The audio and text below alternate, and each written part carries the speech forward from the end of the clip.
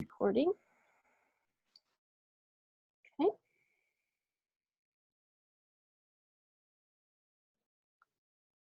There we go. Move me over. The agenda for the workshop.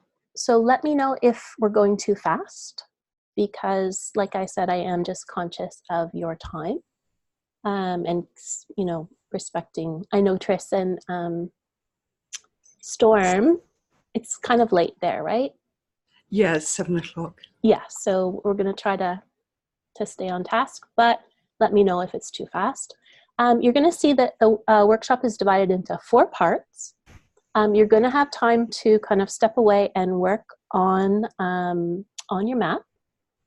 If you get stuck during that time and you would like my help, what you're going to do is type in the chat box that you need some help. And then that way I'll unmute you and we can talk about it. Now, part of the techie stuff is also when we go off, and I'll let you know, you probably need to mute your, you know, there's the microphone, then there's the video, and then there's actually physically on your computer, your volume needs to be muted, or else you'll hear me talking to someone else. If you have headphones in, you can just take them off and you won't hear us. Does that make sense? Does everybody know what I mean by that? Yes. And there will be obviously chances to share throughout. I wanted to mention that if you like this process, you are free to use it again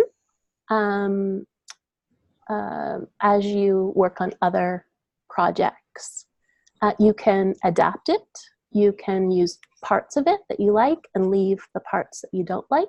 So once you've gone through it, you are welcome to use it again. I would just ask you, I don't think this really applies to any of you, but not to use it with clients, the process itself, okay? I will ask for some feedback probably tomorrow or Wednesday. I'll send you a little survey. If you would rather give it to me verbally, just let me know that and we'll set up a call to go over how to make it better, what you liked, what you didn't like, what could be improved, okay? And I think that's everything unless anyone has a question or questions. No? Okay. For right now, I'm going to put everyone on mute, just so there's no background noise. Cindy, for some reason, I can't mute you, so. Oh, there we go, we did, perfect. Okay. I have a quick question before we go. I just see you've got Barbara. a Google Doc thing. Yes. How am I going to access that? Okay. On my phone if I'm on my laptop. Yep, no worries. You don't, I'll put the link in the chat, but that won't help you. So what you're gonna do is I will leave the Google Doc on the screen and you can just use it as a guide to answer the questions. So you can see what's on the screen right now, Barbara? Yep. Okay, so I'll leave the Google Doc up, okay, and you just answer them on a piece of paper. And another quick question. When you put things in the chat, how do I access them after on Zoom before I go? Is there something that I type in, or how do I, you know, when people put in these links, how do you get them after? Okay. I'm only going to put one in. Oh, so okay. I can send that in an email. Okay, thanks. Okay, no worries.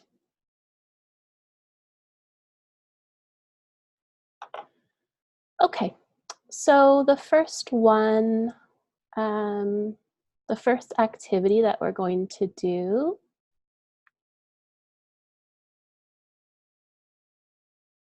together, and Storm and Tris, you guys for most of the workshop will work together, but this one might be an interesting one to do individually if you'd like, because it might be different for each of you. And that would be good to know. How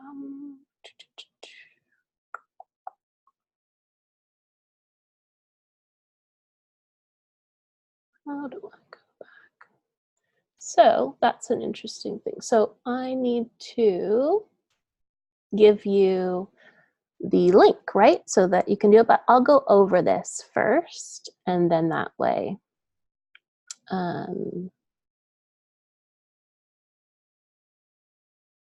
you will see. And I'm going to use my example. So this is something, Barbara, you may have done this before. I've given it in my email community before. I call it the heartbeat of your wish, but it's really to help you understand what's underneath your desire to do that project. So like a deeper meaning for doing it, for creating it. So it's pretty simple. You're going to think about what it is that you want to create, and imagine that it's finished. You've created it. It's real. And I'm just going to get you to tune into that, what it is you've accomplished or created. And I wrote out what that was. So I have an engaged community made up of ambitious entrepreneurs who crave simplicity. It's hosted on Mighty Network, so I don't need to be on Facebook. And then I host my workshops there and the completion circles and other events. So I'm just painting a little picture of what it is. I wrote it out. You don't have to do that. But what is it that you're creating? And then I'm going to ask you to think about what would be the best part about that. So for me, it would be that it's my whole pipeline for my business is housed in one location, and I can see how it all flows, and it's very simple. And then you're going to ask the same question 4 more times. What would be the best part about that? And so for me, it's that I don't have to come up with any more ideas, and the process is all laid out for me to follow. And the best part about that for me is that I can focus on one thing. What is the best part about that? It's efficient, and I know where to focus my time and energy. And then what's the best part about that? I know exactly what invitation to make when I connect to people rather than simply getting to know them. This is something that I've struggled with in the past, meeting people, but not really knowing how to, what would be the next step for them. So I kind of just did that quickly as an example. So there's no right or wrong answers here. And I'm going to go back and give you the link. Hi, Lori. Hi, I'm so sorry. I messaged you. My computer did an unexpected update. Oh, shoot. I know. Okay. I'm going to get these guys started, and then I'll just catch you up, okay?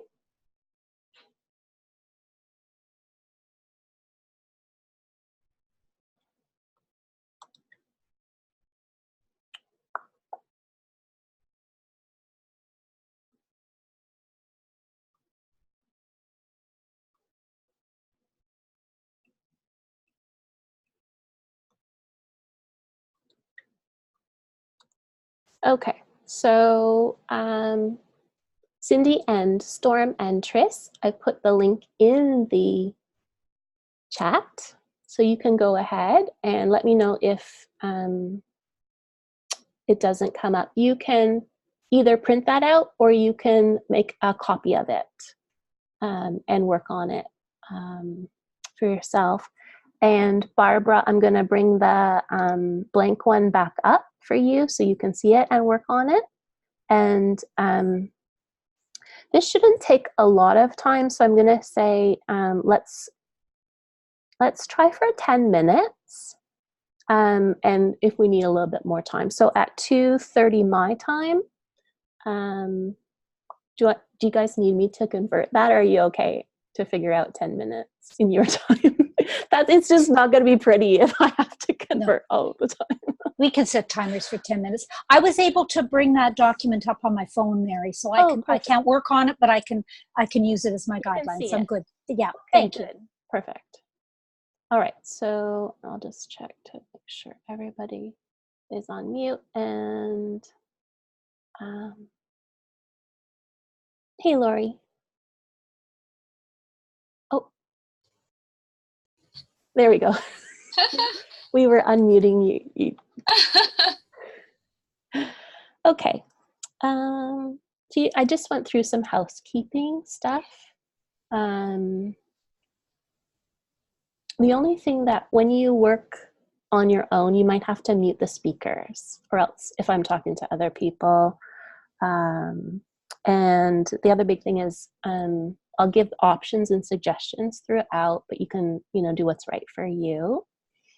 And right now we're just doing a little exercise to get to the kind of the deeper meaning of why you're doing what you're working on. Okay. And in the chat, there's a link to a Google Doc. Yeah, I already opened it. Okay, so you can print it or you can file save as. Yeah, I did both. Okay, perfect. It's gonna So print in a sec. do you have any questions? Are you good? I don't think so. I think I got a lot of that probably already written, so I will just transfer it over. Okay. See you in 10. Yep. Thanks. Welcome.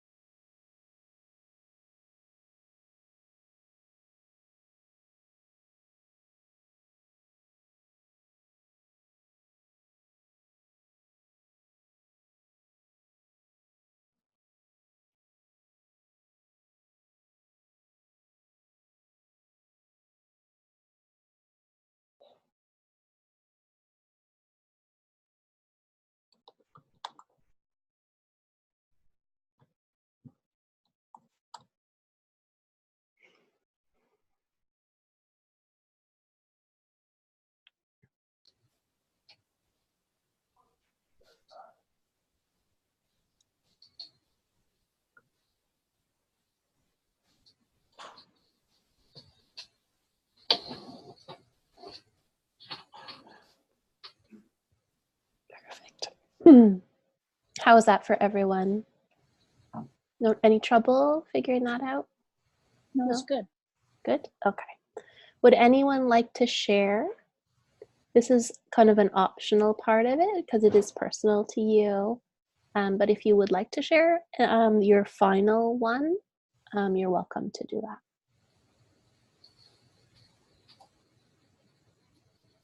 No? Okay.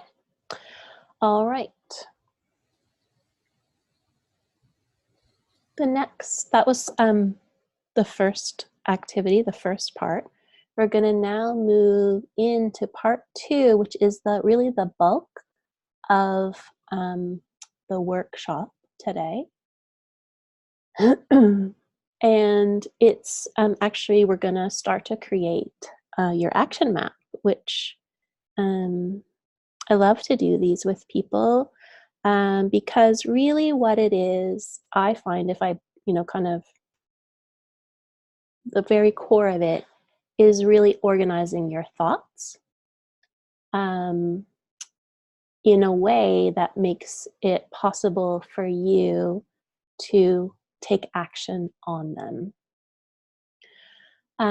You're going to start in step 1 by imagining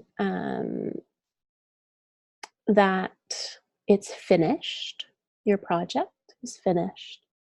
How would you know if it was actually finished? What would that look like?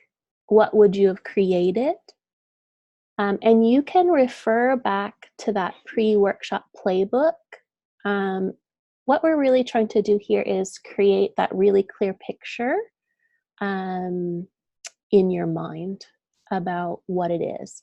And you can add any notes if you need to. But as long as you have a clear picture of what it kind of looks like, then we're good to move on to the next step. Does anybody not clear on that yet? That needs a little bit more time? No? Okay.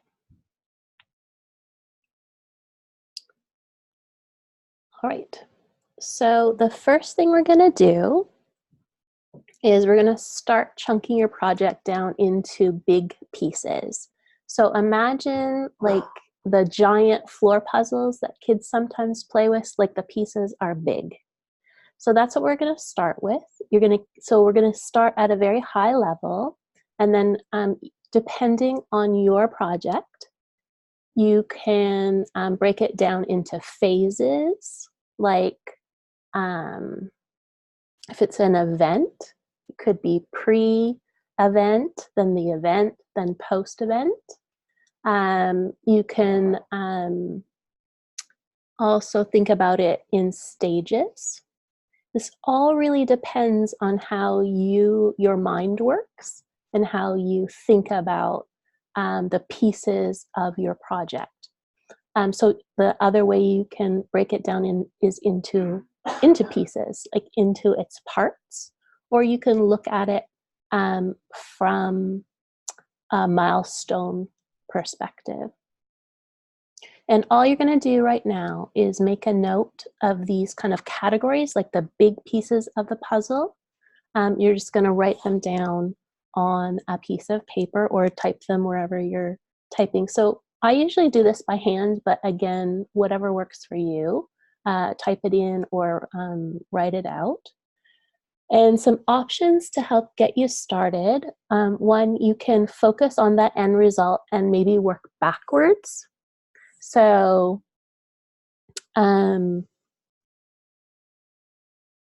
what would be a big piece of the puzzle that came before it being finished? The other way to do that is to go back to your brain dump and look at what you've written down and then group similar thoughts together and come up with an overarching name. So for Lori, for example, she's going to do a summit. So she may have written, I'm just making this up, but it's a good example. She may have written like ask so and so if they would be a guest. Ask so and so if they, like, maybe she made a list of people she would like to interview. And so you could group that up into contact speakers. Okay.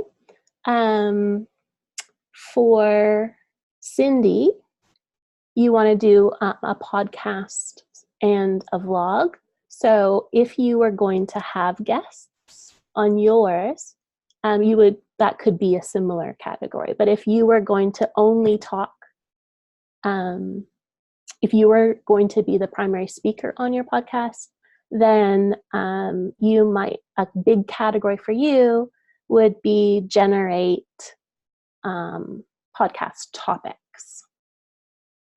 And Tris and Storm, you're creating a brand new business. So what are the big kind of pieces of a business? So maybe it's website, you need clients,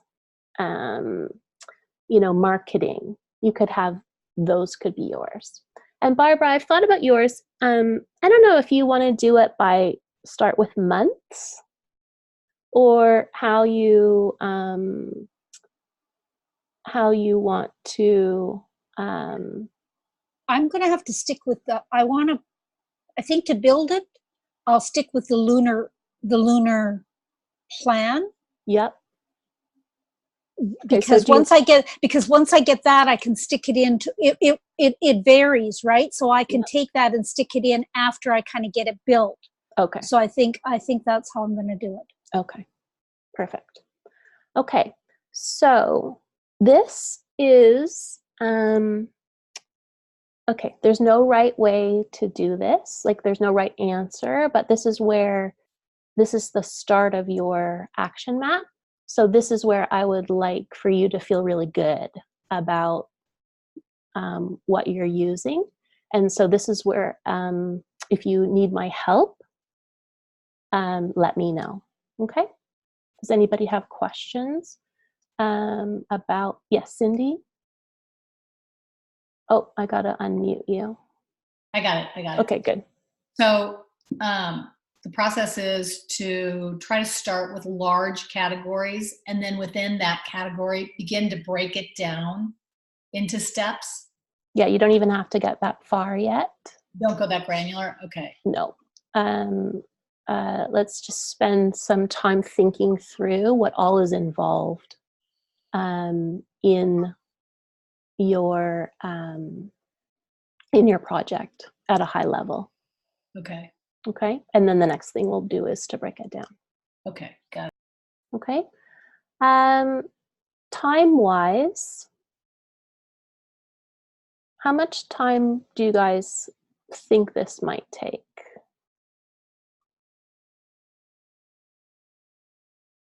More than 10 or 15 minutes? That's good. 20 minutes came to my mind, but that might be too much. Okay. So let's go with 15, and then I'll check in at 15 in the chat and just see how everybody's doing. Okay. And then that way, if you need a little bit more time, we can give it to you.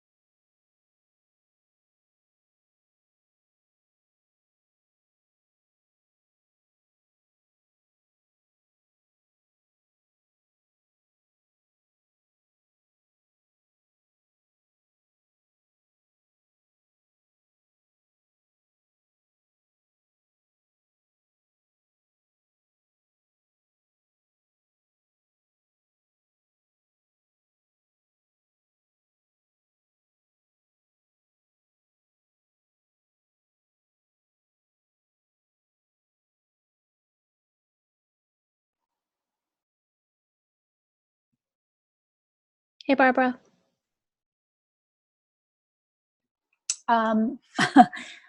You've got I've broken it down to how this body work would end up being this content where there'd be resources, so they would get like things to use. It would come in the form of like the newsletter or the blog, and it would fit in with the cycles that would be happening. And there could be daily prompts for the elements, because each day that's kind of how depending on whether we're an air, moon, or whatever, it will affect you in some way. So I could maybe do, like, for social media, that could be maybe a daily prompt, right? So then this all ties back into the content that I've got would be, or the categories I mean, would be like stress, self-care, your personal growth, and your times of transition. Those are how everything would kind of fit under one of those categories. So stress, self-care, personal growth, and life transition or change. Mm-hmm. So we've got, and then when that all ties in, then there's the profile, because I want to address the profile. So they might be working, it might be activating a core wound. It could be activating a pattern. It could be activating their house of, like, what is how they're seeing the world view, their perspective on things at the moment. It could be activating a shadow group, or it could be activating their soul origination. So I'm not quite sure how I break that down into layers. Okay, so for you, across the top, you want to have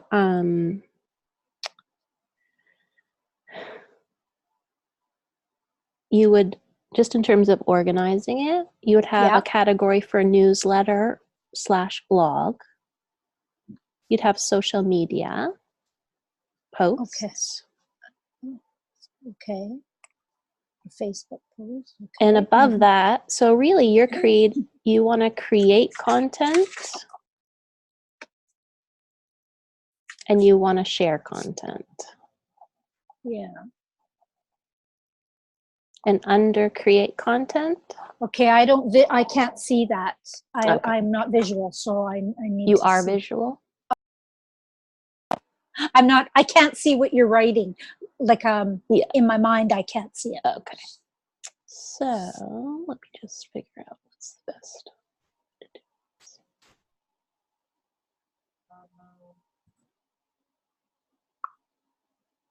So at the very top of my page, the heading would be newsletter, blog, and then social media, and you work down from that?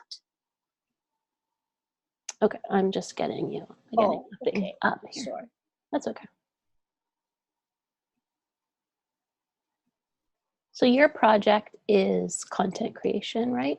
Yes. So basically you're going to have, yours is really create content. Let me see if I can share this. I'm seeing it. Oh, you are? Okay. Yeah. Create content.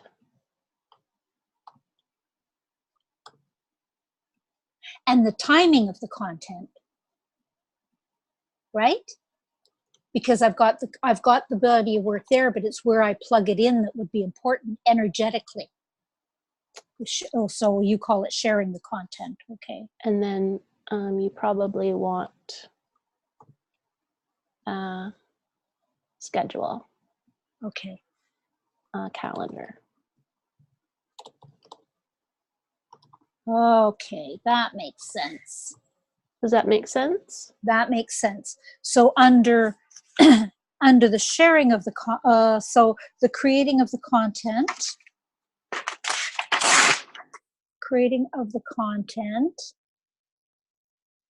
okay, scheduling would be due to the lunar phases. Yeah, so you might have a, so do you need a research one up here? Do you need a research category? Yeah, probably, yeah. Okay. So research first. Research. then create, share, and schedule. Okay, that makes sense. Okay, let's play with that for the next ones. For the next. Research. You can always add. Okay. All right. So creating would be newsletters, blogs. Yeah, you don't have to go any further underneath yet. Oh, okay. Because I'm going to show you a couple of ways to Okay. organize it. But Okay. if you can think of any other. Research, create, share, schedule. Yeah. No, that's kind of what I had in my I put so matching the lunar phase traits to the categories. So do I have to put my categories in there? Or no, that would be under my research? I think it's probably going to be under there, under somewhere. Okay. Okay. Okay. I think that kind of works for me. Okay. Mm-hmm. All right. So then I dump what I've got, my little lists, and try and fit them under those headings. Yeah. Okay, I get you. That'll be next. I don't have to do that now? Nope. Oh, I see. Just want those top categories. Okay, I was trying to go too far. Okay, thank you. Okay.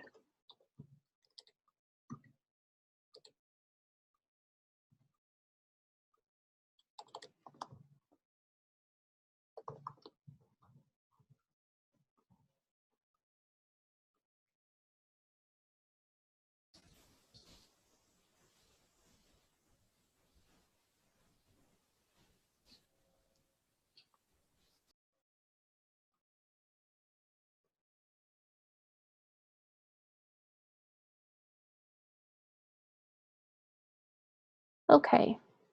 I'd like just to review with people what your categories were. And I'll tell you why. I had this later, but I think it's appropriate to bring it in here. I want to. One thing I notice is that people sometimes miss, me included, the after part. And so, for example, a lot of people I work with love to create things. And so that becomes their focus, but they forget the part about marketing it or about talking about it or sharing it. And so, or like, if it's an event, like the cleanup afterwards, the following up with people afterwards. So whatever it is that you want to create, I just want to make sure that if there's anything that we need to add afterwards, that we get that in there. So that is, if you, again, you can pass on this, but here's a great opportunity to hear what other people's like top level is, because it might tweak something for you to add or to shift. Okay, so it doesn't matter to me who goes first. Anybody want to volunteer? I'll volunteer. Okay. Oh, who was that? Barbara? Cindy put up her hand, and Barbara talked. Oh, sorry. That's okay. Go ahead, Barbara. Okay. So my project is my content bank, if you will, and it's based on the lunar cycles, because we're all energetically tapped into it. So it just makes sense then if you're going to be, for Lori, who doesn't know what I do, I work in a soul profile with people to give them who they are kind of at a soul level.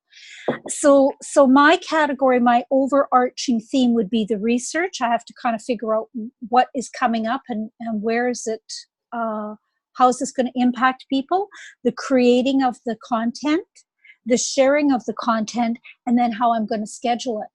But one of the things that Mary, you brought in was the after, like where does all of this content is going, is to do twofold for me, is to support people. And the way I support that is for them to have sessions with me. Mm-hmm. So I'm going to have, so I'm wondering, would the sharing of the content, would that that marketing or that launching or that invite to work with me be under the sharing, or would it be a theme all by itself? I think maybe even under scheduling, it could go under scheduling because, or under the sharing, because you're gonna know what you want to. You offer the kind of the same thing. Right. You're not offering new things, right? All That's of the right. time. That's So it would just probably be a matter of scheduling it. The type of work, the type of opportunity might vary. Like I might use working with families Mm-hmm. might come in. I might do that around going back to school, Father Day, Mother's Day, that kind of thing. I might theme the Okay. invite to working with certain people at certain times. Yep. And certainly my invite might be around especially retrogrades and things like that. Like it depends kind of what the theme of that retrograde is. That might be the theme of my offer. Like, are we going to work on core wounds? Are we going to work on your strategies for stress, or whatever that might be the theme of that lunar cycle? I like adding a theme maybe in after Okay. research. Okay. It could be a theme, or it could be under create. I think you have a lot of, it's going to make really what makes most sense for you, where to put it. I think it might be a good idea to have a theme, because then I can create based on that theme. So I think research, theme, Mm-hmm. and then create. Perfect. Yeah. Okay. Good. Thank you. Thanks. Cindy? Okay, listening to Barb. I'm like, should I be adding in this? What is that? Oh, hey. So I'll tell you what I have. Okay. And then I'll tell you where I have question marks. And Yeah. I wish it wasn't in ink so that I could just let me just move this over here. So I have research and prep, then content creation, then publish and outreach, then promote and market. Outreach might need to go over promote, market, and outreach. But then the other thing I was thinking is maybe I need to have an initial step of education and tech, because both formats, both media require, certain tech, nothing really technical, nothing really elaborate. But, the big thing is I don't know how to do it. So maybe education is my first step, since I don't know how to do it. Okay. Learn a little as I go along. And so what I was thinking initially was that my first step was research and prep. There's really a lot of prep that goes into like executing once you know. But I also just need to go through the whole process of kind of getting up to speed on how to edit film, video on your just doing it very simply, and then how to edit, audio, etc. So should I have that as my first category? I think it's like the training, self-training is probably going to be something that will have its own little, list underneath by the sounds of it. Okay. Do you feel that way? Yeah. Yeah. Okay. Great. So what was it? Create content. Content creation. Yep. Training, research and prep, and content creation. Publish. And I had outreach there, but I almost feel like that should go. And the next one is promote, market, and maybe outreach. What is outreach to you? Outreach would be if I had a guest, I would be sending them all of the marketing and promotional materials that I might have. Like, here's a tweet you could use. Here's an Instagram post that I've created, or a story I created. It also could be, we talked about these brands. So outreaching to the brands and saying, just did a podcast and your brand was featured. Here's the information and the link, so that you could get, it kind of feeds the promotion a little. Okay. So you like the idea of separating it out? I think so, yeah. Because publishing is its own. Yeah. Sharing it. And Right, yeah.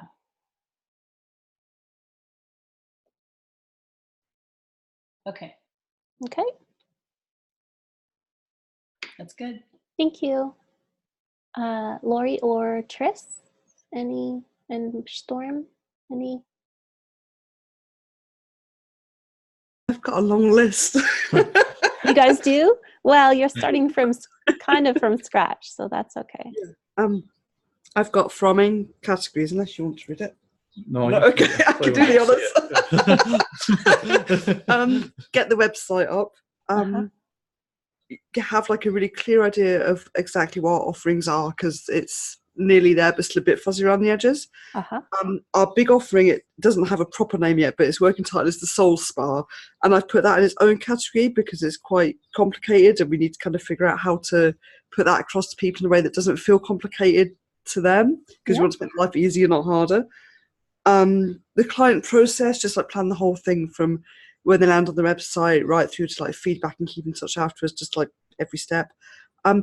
Storm pointed out we need to plan how to build and keep a community, because I think a community aspect of this could be really beautiful. A marketing and outreach plan and a content strategy. So that should keep us busy. So marketing and outreach and content creation.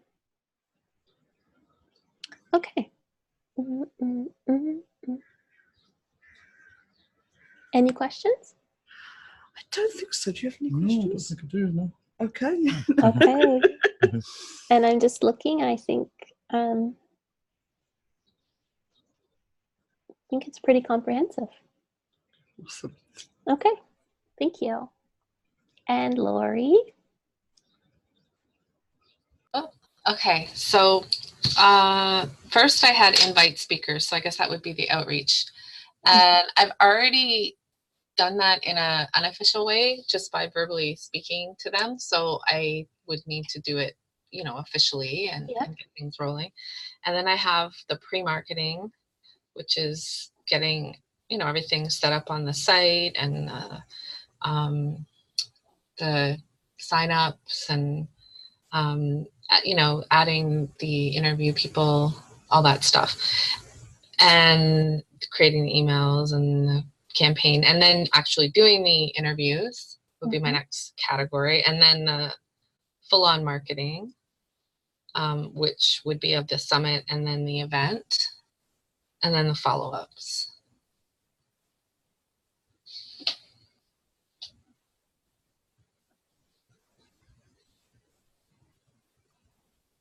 Okay. Are you doing it are you housing it on your own website, or is it having its own? Oh, I'm going to have it on my own site. Okay. Under events. Okay. And then just have yeah, I think so. It just makes it easier.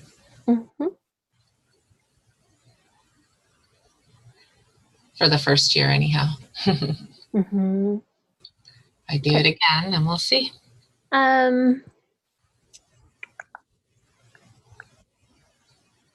Okay.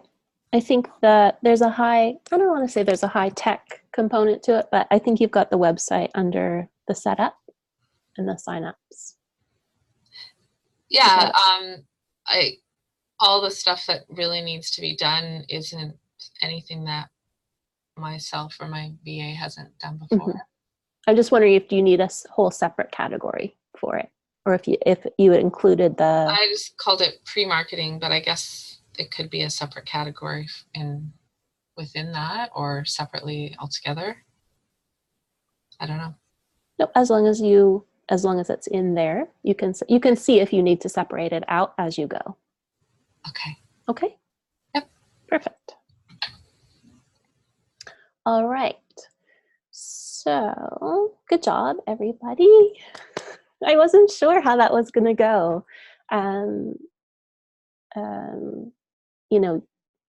It's just a different process when I get to hear what people have on their mind, whereas now I get to hear it afterwards, but it's different because you're away, thinking and reading it all out. So that was great. The next part is kind of what Cindy mentioned, which is now breaking it down even further. So that was Barbara's, we just worked on that one. Okay, so I'm going to give you 3 options. One is for you to do it however feels natural to you if you've done something like this before. I'll show you 2 ways that can work. And one is to turn your page horizontally, either on a word processing or by hand. And you're just going to list, you can't see it, but up on top here, I've just put the project up at the top. And then you're going to put your categories across, and then eventually you'll start breaking it down into the tasks. It just doesn't have to be tasks. Like, it can be like a question or a choice that you have to make, or a decision that you have to make. So it's not all just about, oh, do this, do this, do this. It can be like, do I want to change the name of this? So I wanted to, to kind of show you that, because you'll see just spacing wise, eventually I didn't do the whole thing, but then we're going to break it down into like even more if you need to. Like, okay, so does that make sense? Just space wise, leave yourself room to be able to break it down a couple of times. So that's the first option. The other option is to do it in more of a mind map. This one, the first one that I showed you, is a bit more linear style. This is a bit more free flow. And it's much easier to do this on paper because it will take you forever to do these lines and draw, put the, circles around the text. And then this is what you want to start, coming out into breaking it down even further. So if you want to do this one, I suggest doing it on paper, unless you have an app that already does that for you. And so I'm going to use mine as just an example. So set up the community in Mighty Networks. Okay, so I would need a name. I need to print all, well, I didn't say print, but Mighty Networks has a guide to help you format it. And so I would print that and then use it. I would want to populate it with content, and I have to think of the names of the circles and what groups would be in it. These are just a few examples. So that's what we're going to start to do next, is under each category, you're going to start to break out the details. You may have already, you can pull from that brain dump that you did over here and put them in underneath each category. But you may just, in thinking about it, intuitively and logically think of things to break it down further. The next step, which I'm going to give them both to you now and maybe just give you a bit larger chunk of time, is to then, when necessary or when you feel it's would be helpful to break it down, break those steps down. So for example, when I said populate it with content, I have already some podcasts. I have blogs that I've written. I have webinars that I've done. I've created some other resources and content.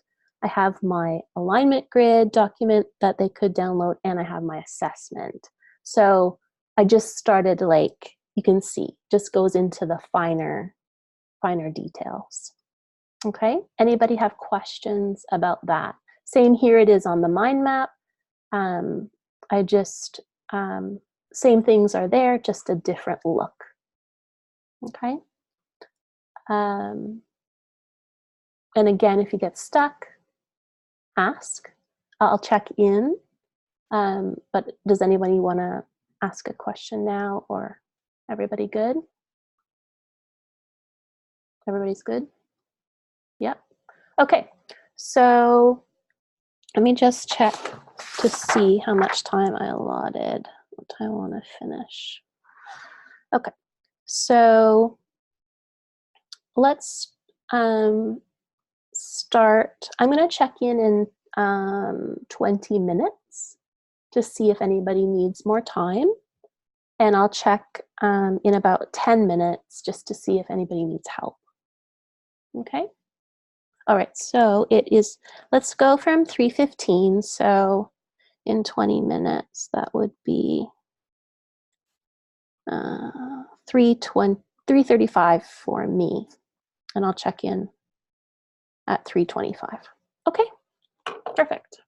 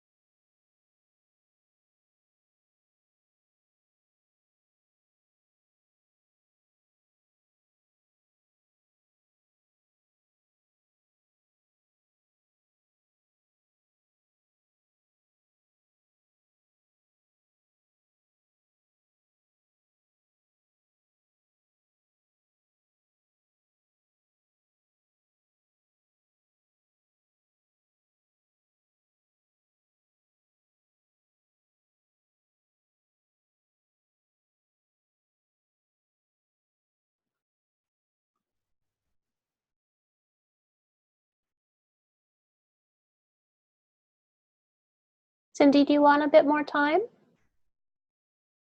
You okay?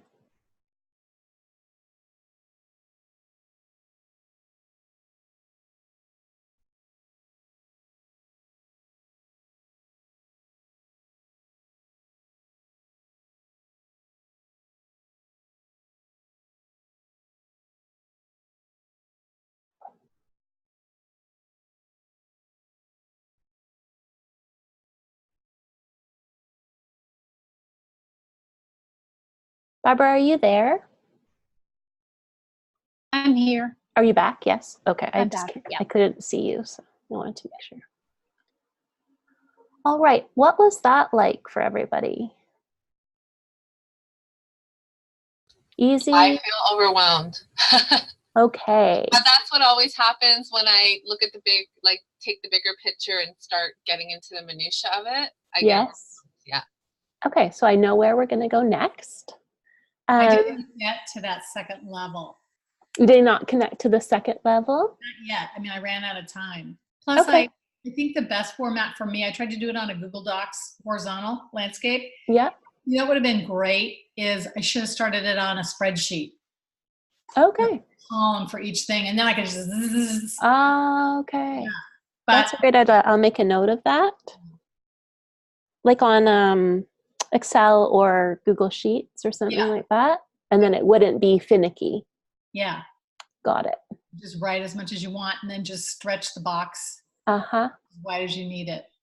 Okay. That's a great thing for me to know for next time. How about you, Tris and Storm?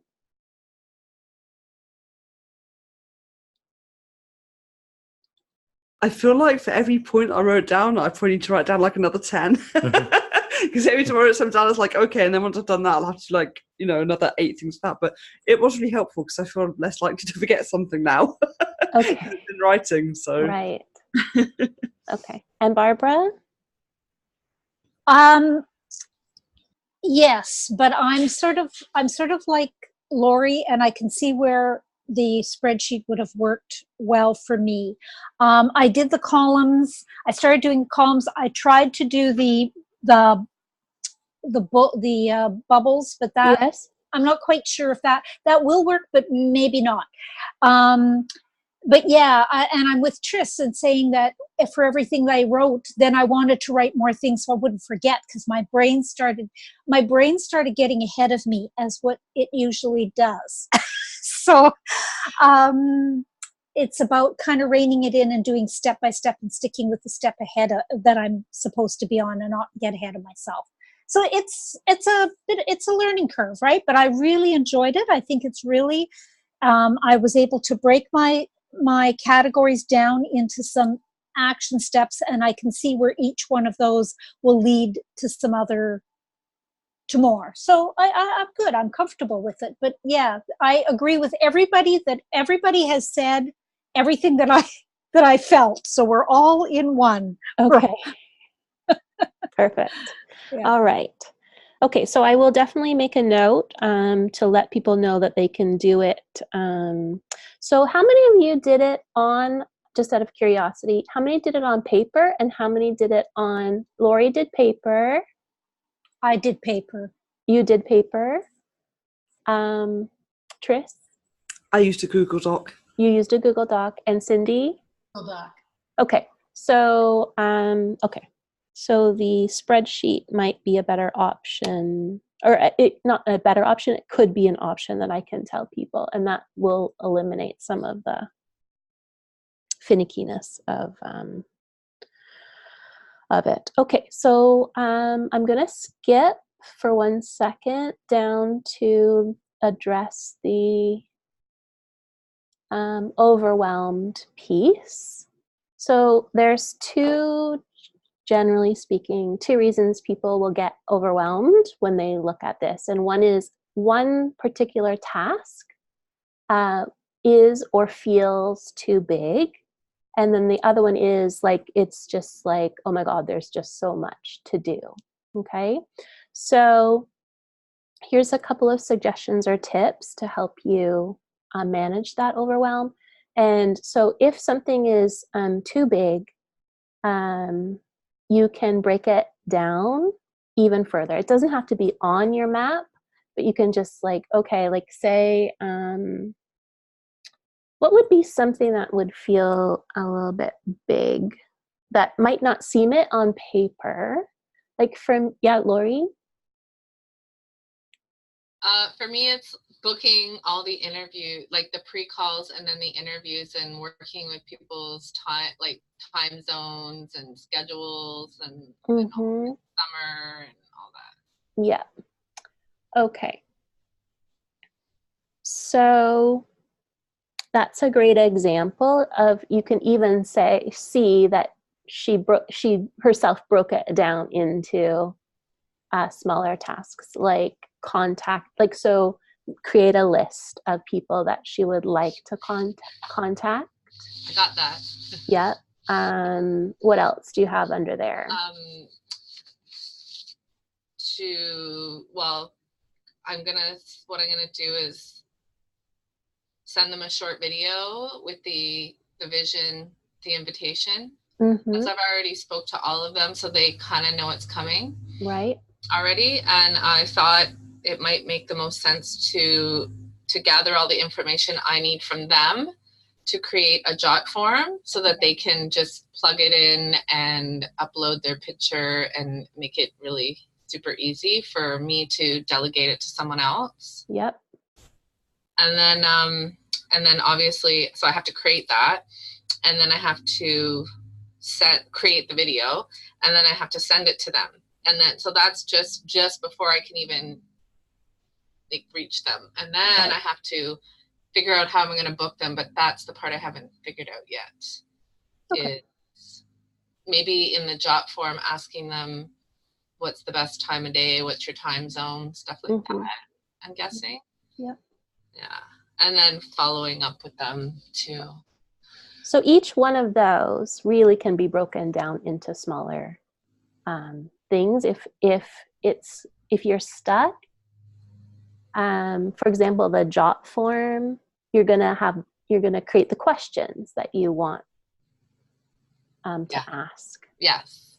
Right? Like you might put it onto your website as like embedded on your website. Could be another task. So you just can keep breaking things down. Like even calling someone, you can break that down. As simple as it sounds to call somebody, you can still break that down into find their phone number, think about what you want to say. So there's always this possibility of breaking it down to the tiniest of steps that you need to be able to do them. One thing I wanted to mention to most of you, probably not Tris and Storm, unless you're going to start another business again, another new business, many of you can repeat this. Like you can repeat this over and over again, because I don't think you're going to create content for a year necessarily all at once. So you can break it down to a month and then repeat it. So you can pick a time frame and just use this. And as you use it, you'll see how you want to, you can update it. And I would suggest that if there is a process that you follow, that you document that and just reuse it time and time again. So, and Lori, that will help you. If you do one person all the way through and you just keep track of how you do that, you can even create everything that you need based on that. Okay. So too many things. There's a couple of ways that you can do this. Is you can, if you did it on paper, you can fold over so you can only see one column. You can cover the other tasks that you're not working on with a piece of paper. If you're on a Google Doc, you can push things down so you're only seeing what you want to be working on at one time. So physically somehow figure out how to remove that overwhelm by managing what you can see at any given time. And that works for anything like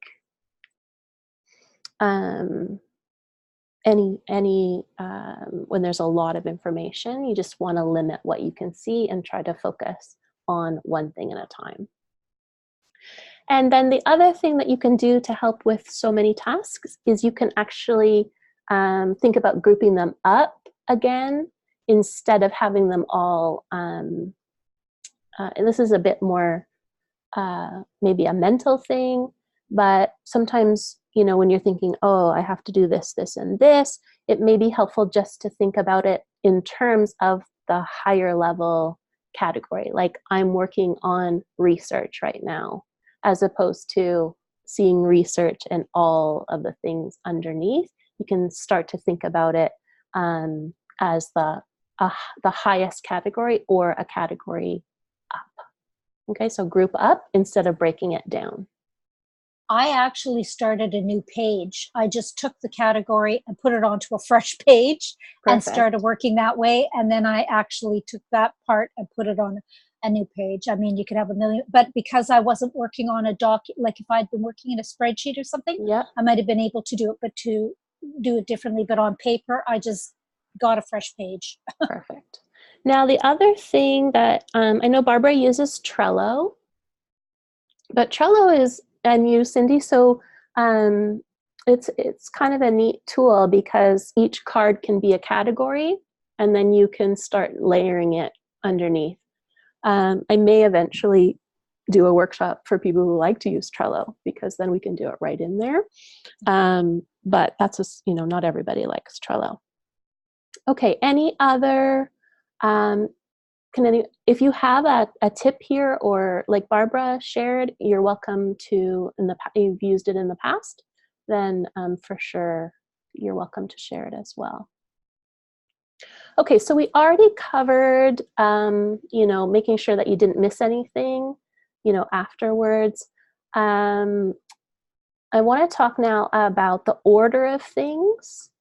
Many of you seem to do like a linear process of, you know, first I would do this, then I would do that, and then, and that's why it can be repeated over and over again.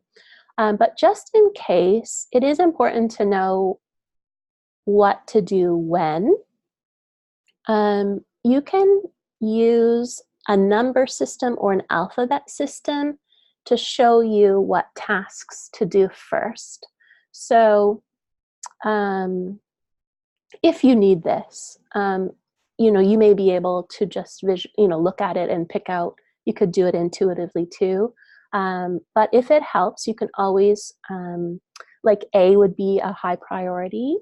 1 would be, you know, what you would do first. You can put letters or numbers beside your lists to help you see what to do first. You can also, similar to what some of you have said, you can translate what you create into another document and, you know, have it in the order that you want to follow. Like if it's the Trello cards, they have the little dates that you can put beside it. And then some of you may have a deadline, like Lori has a deadline. Probably if you have a date chosen, or if you have an event for something, an event that you're planning for, you do have a deadline. And so you would want to put a timeline to your tasks, even based on the categories. So if Lori's event was in, let's say it's in September, you know, she might want to say that by the end of, from middle of August, she has her speakers lined up and they have their interviews booked. So, but I think the rest of you are perhaps less timeline driven. Tris and Storm, you may be the outside of that. I don't know if you have a deadline or not, but creating content is an ongoing process. But like I said, you can divide that into 90 days or 45 days, depending on how you like to work. Okay. Any questions about that? No? Okay. We talked about what to do if you get overwhelmed. Okay, so we're now moving on to part 3, and we're gonna just talk for a minute. There's no writing or, it's just kind of thinking. Would anyone like a break, first of all, though, to use the washroom or get a drink, anything like that? Get a snack? No? No one? Okay. This is just, so first of all, you have your action map. Feel free to change it, to add to it as you start to implement. Like we said, it's not set in stone. You may think of things. You may realize that you've missed a step, and you're always welcome to go back and add that. But what are some things that could get in your way of actually implementing your map? That's what we're just going to, each of you will have a chance to think about, like, what might get in my way of implementing this map. And we'll just get everybody to kind of share what those things might be. I'm not gonna, I think what I will do is if I think of anything on my end that you guys haven't said, then I will add in at the end. But if you can just take a minute and what kinds of things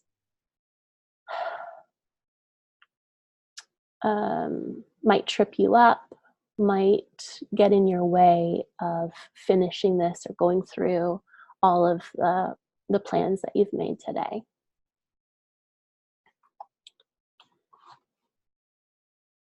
Analysis paralysis. Analysis paralysis? Yeah, I'm with Cindy on that. And also putting in the time, like making sure that you set enough time to do it. Mm-hmm. So that would be one. Yeah. Things always take longer than I think they will. Yes, that's for sure. I think analysis paralysis for me as well, definitely. Mm-hmm. What about you? I think probably technical things as well, like Oh yeah. And, Yeah. I was just gonna say that. Yeah. I think you get so I know I do when I know that my next step, like for instance starting a podcast and a blog, has such a technical piece to it that I don't know, that is like moving through molasses for me. It just slows me down, and one task, at the end of the day, I'm like, oh, look at that, it's 6 o'clock. Well, I read one thing today. Just go so slow. So the technical thing slows you down. Anyone else?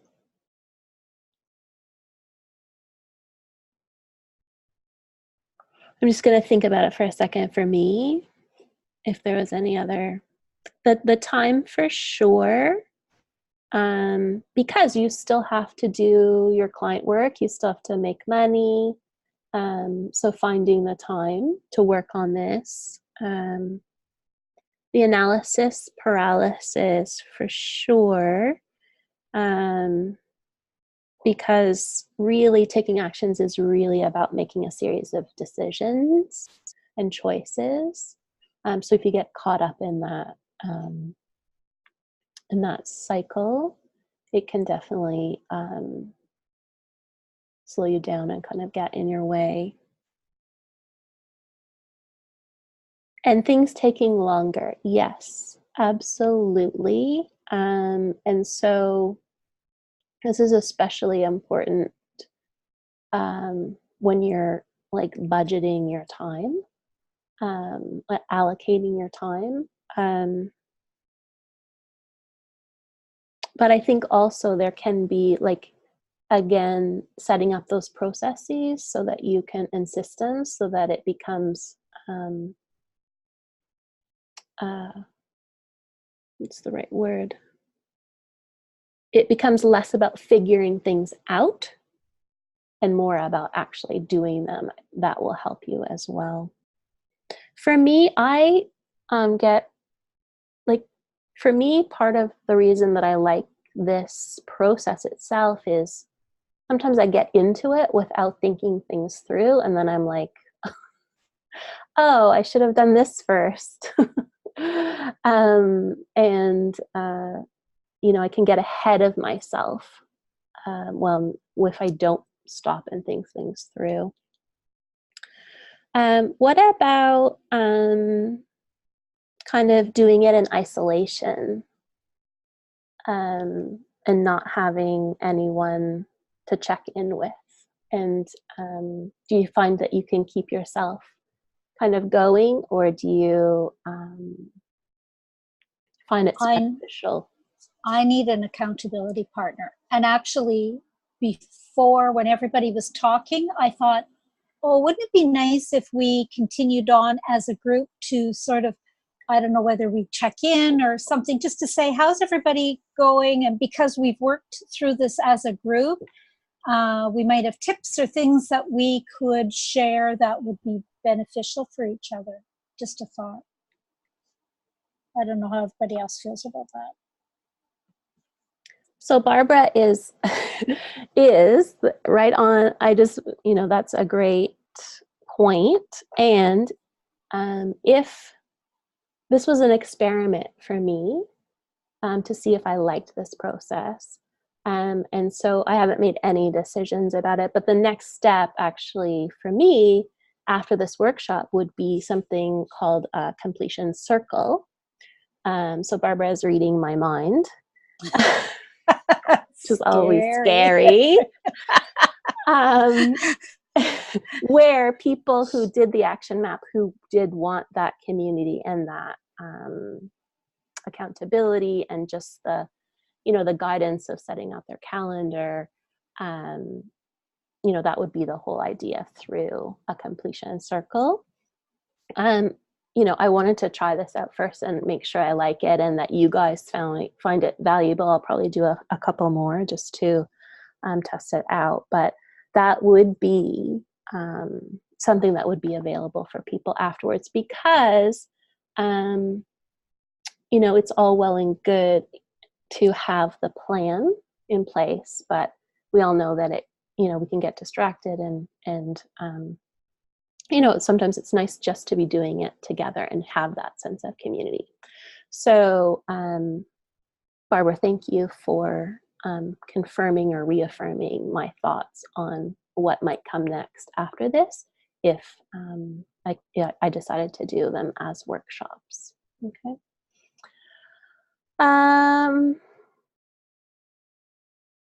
All right. Any questions or any do you feel like you're missing anything right now before we go into the mastermind? No? Okay. I just want to look at my notes and see if I did write something down, but I did talk about that, using it over again when it's appropriate. All right. So now is time for each one of you to kind of use this group as a resource. If you have questions about something that you're thinking about doing, you need ideas, I'm just going to go through each one of you. Lori, you might have guests already, but what support do you need from us at this point in time that would help you in your project? Make it easier for you, get a little market research done. I think what works for me is to have timelines and deadlines. Because if I don't, here I'm thinking I'm starting early, but before I got on this call, but now it's like, ooh. When is your summit? I don't know. Oh, you don't have a date. Okay. However, I do want to have it be done by middle of September. Like you want the recording to be all done, or everything to be done? Well, it could go over that. I want all the interviews definitely to be done and it already to be started because there's an International Forgiveness Day on September 18th, and that is part of it, is to create more awareness and to be talking about it over the next, 8 weeks leading up to that. So it's okay if some of the interviews haven't been shared, but I want it to be around that time or a little bit after that. Well into it for sure. And have you done one of these summits before? No. No, okay. Has anyone here done a summit before, created one? Oh, and this is a free one, by the way. It's not a paid summit. It's, And is it, are you doing any list building? Like, are you having people opt in? Yes. Okay. Yeah. Okay. I've done 2. I've organized 2. The first one with 12 interviews and the second one with like 26. Yeah, it'll be roughly 10 to 12. Yeah. Okay, so that's a nice size. And I've already got one done-ish. Mm-hmm. Yeah. One recorded? Yes. It's just being edited. Oh, perfect. Yeah. Well, one suggestion that I can make for you, and it might help, is to actually pick some days that you want to have as recording days and batch them. Okay. But you have to see if that works for your schedule. And some people are not in my time zone. Mm-hmm. So but yeah, I was thinking maybe do that once I get their feedback back on when they're available. Mm-hmm. Do you have an online scheduler? Yep, I have Acuity. Yeah.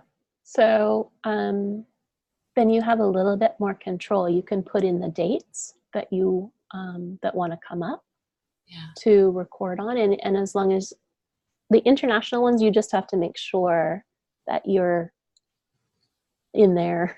There's a range that they can choose from in their time zone. Mm-hmm.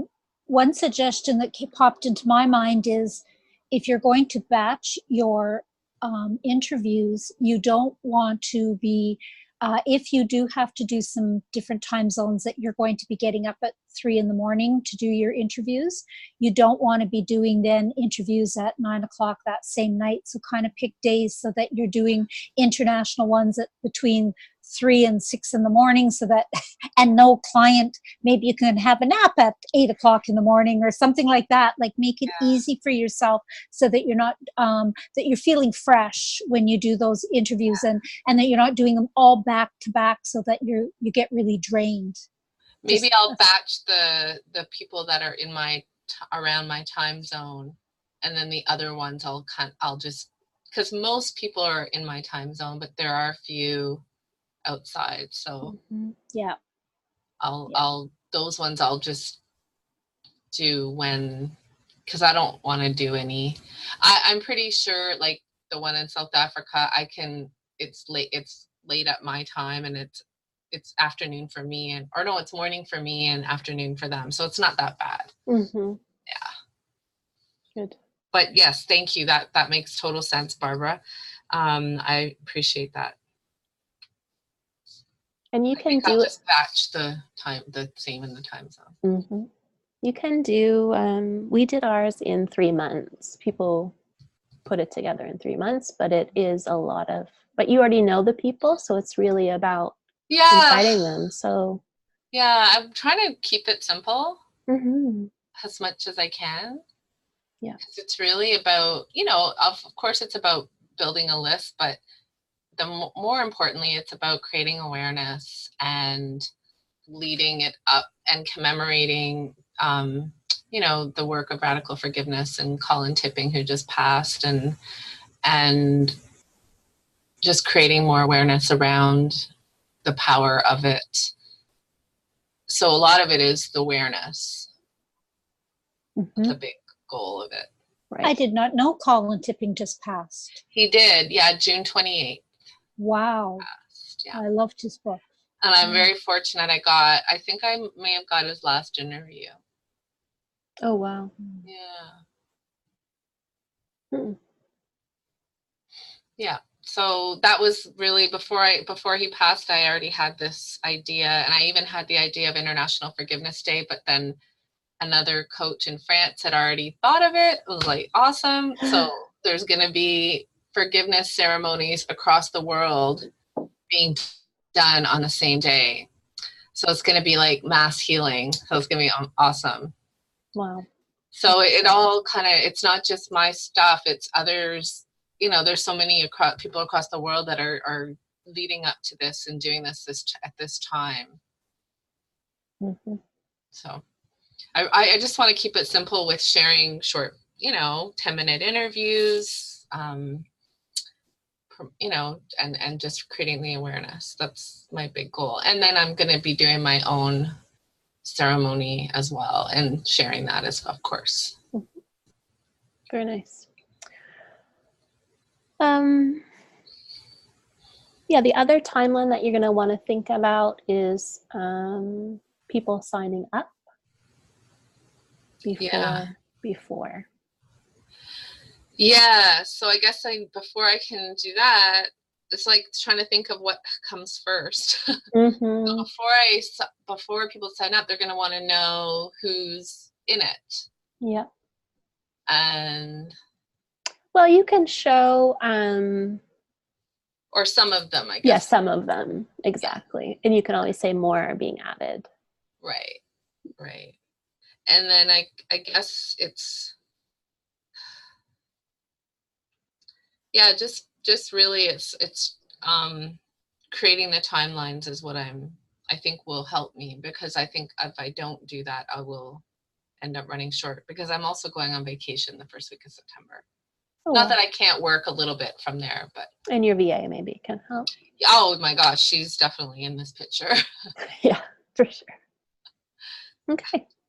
So yeah, I would back it, even if you said September 18th, back it out in terms of the timeline. And how much further ahead should I invite people, do you think? Well, I think you can start sharing that you're going to be, like, you can lead like that kind of warming up. You can do any time and just letting people know that it's coming, but you're going to be doing it, introduce the concept. Yes, I have done that verbally, just not officially. Yes. Okay. Yeah.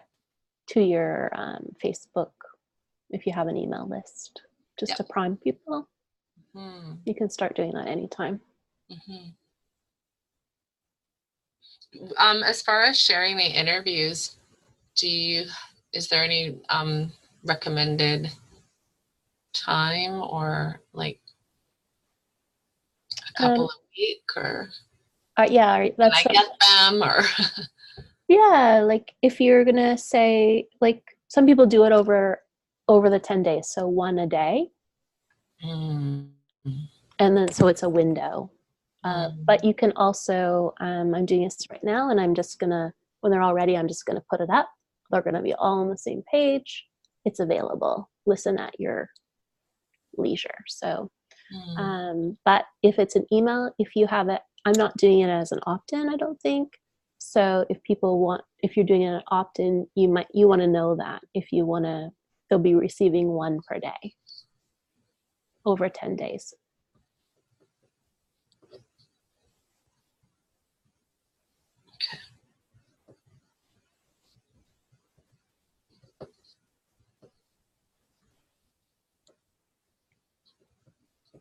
Thank you. Did you want any feedback about length from people? Sorry? Length of interview, or do you already know it's good? Sure. Well, I was thinking 10 minutes, but I'm open to any feedback. Yeah. Do people listen to interviews? Do you like them to be like short, or do you like them to be kind of longer and in depth? Do you have a preference? Well, they're telling a story. They're going to be sharing their forgiveness story that really impacted their life, that really changed the course of their life. Mm-hmm. And then I want them to share a little bit about who they are so that the audience can know them, not necessarily in the order I'm telling you. Mm-hmm. And then, words of wisdom at the end. So I'm thinking I don't want to go over 10 minutes. I want to keep it short so that it's digestible and someone will, want to listen to it, and they won't have to invest a huge amount of time to do it. Okay. So I thought 10 minutes would be enough time. Sorry? So you have a set time. You don't need to know if people like listening to longer or shorter. Yeah, I guess I just thought 10 minutes is reasonable. But if you have something, I'm open to other. I just think if it's much longer than that, it may not be, received. People might not listen. Yeah. Anyone want to weigh in on that one? I just want to say that I really love you doing 10-minute interviews, because so many times in the past I've signed up for something that involves listening to interviews, and then when I see they're an hour long, I'm just like, I don't have time for this, and I never listen to them, so I never get the bit of it. So I love you doing them bite size. I think that's brilliant. Thank you. I agree. Bite size is better. Yeah, and I was also going to have the video and the audio, so that way if someone wanted to just put the audio in while they're going for a walk or in their car or something, and then the video's there if they actually want to, so if they have options of how they're receiving the information. Perfect. I'm not going to transcribe because that would be way too much, but yeah. I was thinking of having some, like once I know what they're going to be talking about, just mentioning the written in like kind of recapping and what the theme is about, because there's so many forgiveness themes. It could be around your parents, it could be around your abuse, it could be around betrayal, it could, there's many things. So just kind of having some keywords so that people will go, oh, I really want to listen to that one because that's something that I have faced or I'm currently facing, that kind of thing. I like that idea. Yeah. Are you going to transcribe it at some point though for yourself? That way you'll be able to get the content out. I think that's definitely something that could happen down the road. And there is a good. I have the name of it's gone out of my head. You might know it, Tris. It's a transcribing. Is it Otter? Not Water, no. It's. I think it starts with T. Is it Trippy or something? And it's very reasonable. I used it once. What I'll do is I'll kind of think about that and look and see if I can find it, and I'll send it to you. But you just send them the audio and they transcribe it, and it's very affordable. Like it's only a few cents for a minute or whatever it is. Thank you. Yeah. Okay, I'll make a note of that. Thank you. I appreciate it. Okay, Cindy, do you have any questions, or how can we support you? Well, I have a million questions. Ready? I mean, first of all, sad that you disclosed on your notes that you have a podcast. Sorry for you. Now I'm peppering you with a billion questions. Okay. But one thing that I had a question about is, which you would be, I don't know if anybody else here has done a podcast, but now I know that Mary has.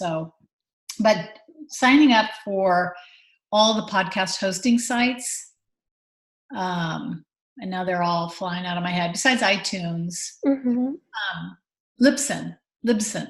Yeah. Do you do that like ahead of time, or do you have to, because I'm trying to figure out where to put that in my to-do list. Do you do that once you have raw content or, edit or whatever, and then you upload it? Or then you sign up and upload it? Or can you just sign up for Libsyn even though you don't have audio content? Yeah, you can sign up for something like that and then start uploading. They're not gonna, it's just ready, sitting there ready for you to. And same with the YouTube channel? Yeah, I'm pretty sure. I don't do a lot with YouTube, so I think maybe other people here too do, but who else does YouTube? Anybody? Yeah, I think I've used YouTube, but not as a podcast. Like as a vlog, I think you want to use it for, right? Yeah. I think, oh my gosh, Storm. Yeah, I've used YouTube. You've got a YouTube channel. I've only used it to upload videos, but you can use it live as well. I've never done that, but I think it's quite easy to do. Okay. But uploading videos and stuff is fine. It's quite easy to do. You just have to have the video to upload. But it's not a hugely complicated thing. Then what, the other question that I was going to ask about is what kind of artwork do you use? And I don't know if you, I've been listening to people talk about it, trying to expose myself now that I'm kind of determined I'm going to do this. And they talk about your thumbnail in YouTube. Yeah. Yeah. Did you create that artwork or? Yeah, I mean, I just created a little graphic. I do a YouTube channel called Cloud Skipper Dreaming, and I did a little picture of a little cloud skipper. It was just on Photoshop or something, and I used that as a graphic. But you could just use a headshot or something for a graphic, can't you, if you want to? Yeah. It's just a small sort of like, the sort of like avatar size images, really. Or you can design a logo or something. Yeah. You can create a thumbnail right in YouTube. Okay. And you can use Canva as a way of using it. Do they have a template in Canva? No. Well, they might have. Okay. But you can Google the size, the pixel size of a thumbnail, probably in YouTube. And then I think Canva actually has a thumbnail. Yeah. Because I just kind of did that recently, didn't I, Mary? And I don't know what I use. Yeah. So you use check out Canva, but I know that in YouTube you can make a thumbnail.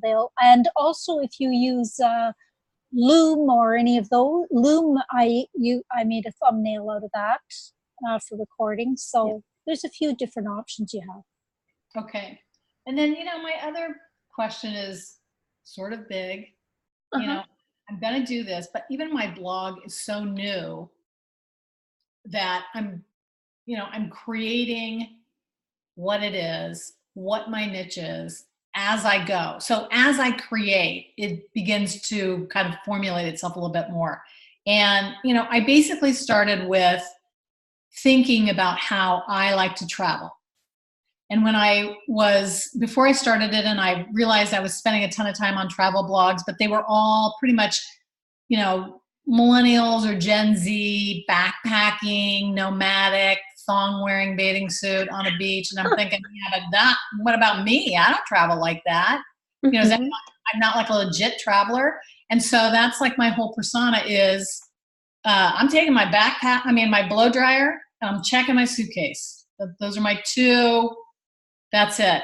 Hard stop on those two things. I need my potions, my lotions, my hair stuff. So we're not going to be like taking out a little clear bag and going through the scanner deal. So when I think about doing a podcast, I met with this guy at are you familiar with meetups? Yep. I don't know if they have them in Canada and England. Do they have meetups over there? There's actually a meetup for podcasters in my town. And when I saw it, I'm like, well, I have to go because then I can sort of listen to these people.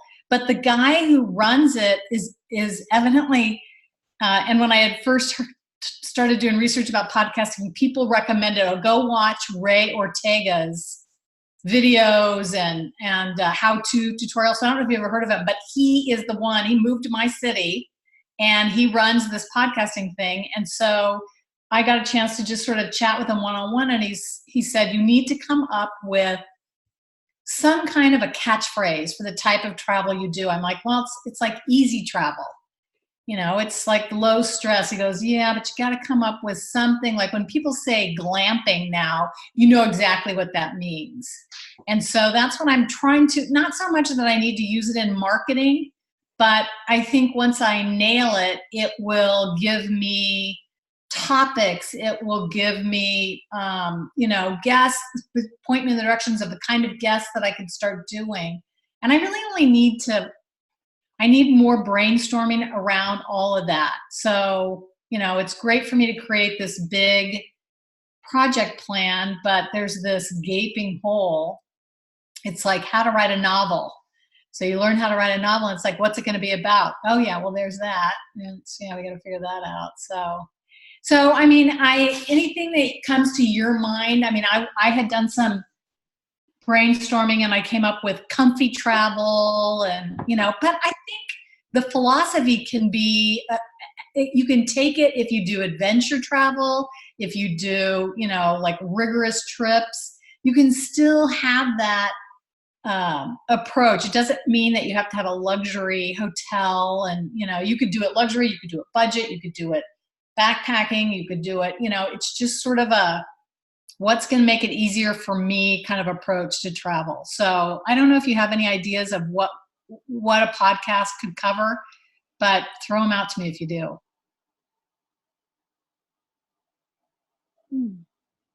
It's a tough one. I like the idea.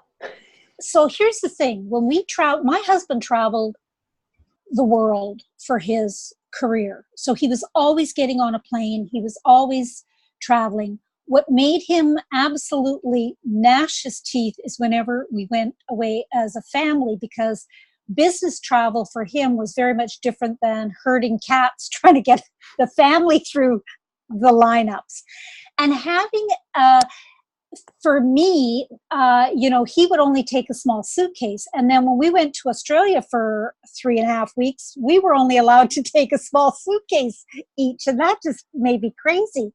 So having tips of how to pack, or what to take, or that sort of thing is really what people want to know. And with the restrictions of people, what makes him, like, even now he's not doing that, but even when we travel now, it's like he gets so frustrated when people come in the lineup and they've got these carry-ons that are not going to fit, or they're dragging them and then turn to him and say, can you lift my carry-on into the overhead bin? And he's saying, well, if you brought it, you carry it. You're not me, like, you're not my wife. Why would I break my back lifting that suitcase for you, kind of thing, So kind of tips for people to keep in mind. If there's an ease of travel, we create that chaos by not knowing really efficient ways to do it. So that might help. And and the etiquette of travel. Like, when you're in lineups, or when you're on the plane, or, do you really, those kinds of things is, how do you make a good traveler with your environment, with the people around you? Oh, I like that. Those are great ideas, Barbara. Because that's another thing. He just gets so, like, cranky because he's like, for the love of God, do people not know how to travel? And he knows the business, the seasoned travelers, and he knows the vacationers. When we go into an airport, like, he's like, we're not going to, and that's why we have things like a Nexus Pass and things like that, so we don't have to get in lineups. We've done all the screening, so we can just go in and do our thing. But so those are things that is the important stuff. Is how do you become a good traveler? How do you become a welcomed part of, especially if you're going on a tour with a group? That was another thing. My sister and her husband went to China, and she said it was frustrating with some of the people on the tour group. How are you? You were either having to wait for people because they were late, or they were, doing things that they weren't supposed to, and it created, disruption for the tour. So, it's about, how do you be a good citizen of your tour, right? I just wrote how to be a good tour citizen before you said that. You brought to something. Yeah. Anyways, that's just from a personal experience of traveling, with my husband, and how he feels about it. Tris, what were you going to say? Cindy, when I was listening to you talking about the idea of having like an overarching theme, and you know that I'm really into finding those for people, I kind of feel like it's traveling your way. So it's, you know, if you want to kind of have your little plastic baggie and your thong and your glamping, you can do that. But if you're not into that, or you'd rather stay in a luxury place, you'd rather travel on a budget, it seems like a lot of what you're talking about is traveling your way, like customize the way you travel so that it becomes a really positive experience for you. And that kind of struck me as a possible theme. Yeah, because I it's love not it. about how, like, well, if they're all being nomadic backpackers, I guess I can't travel because I'm not that way. It's about not feeling like you have to be a certain kind of a traveler, or I couldn't go on those tours, so I'm not going to travel. So it's really, it is about breaking out. Yeah. It's like saying to people that you can be your kind of traveler and you can find what that means for you, and that's just as valid.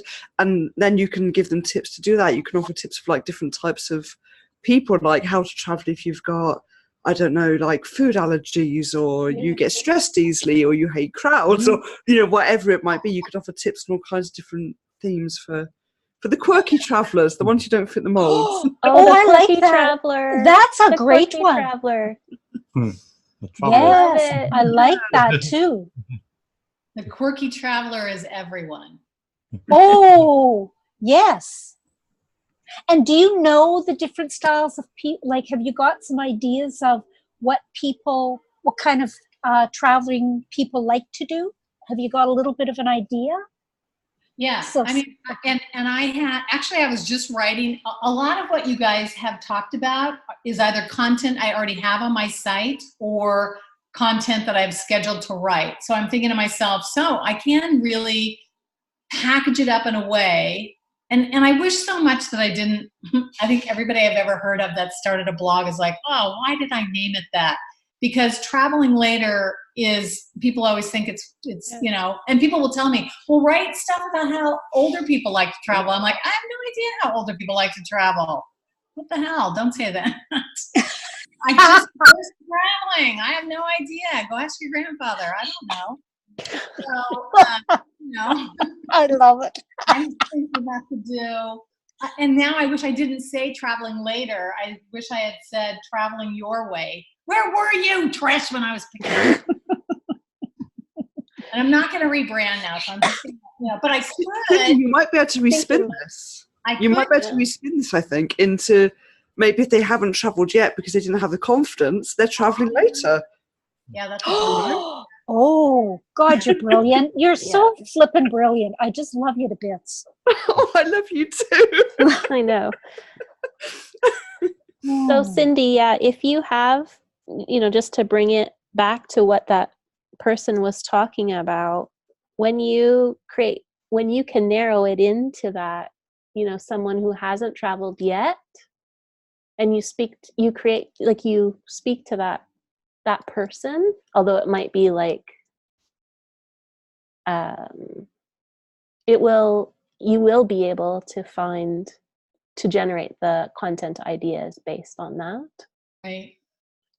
Yeah, that's good. So to take it back, someone who hasn't traveled yet, because they, you know, maybe have you know, all of these kind of quirky things, Right. or, you know, the confidence isn't there, or the,